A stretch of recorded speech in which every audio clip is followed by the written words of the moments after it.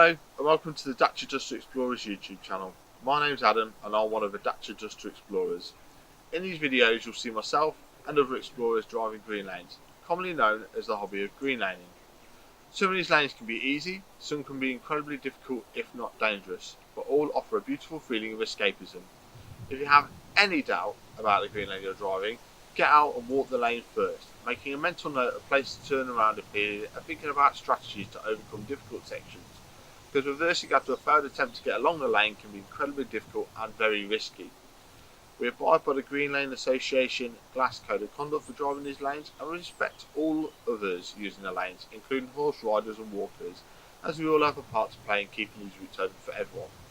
If you're thinking of green laning yourself, please consider joining the Green Lane Association to help fight to keep these lanes open and to help you understand more about this hobby. They also have a Trailwise 2 website which will significantly aid in your planning. Please don't forget to like and subscribe to the YouTube channel to get updates on new videos and check out our previous massive video collection.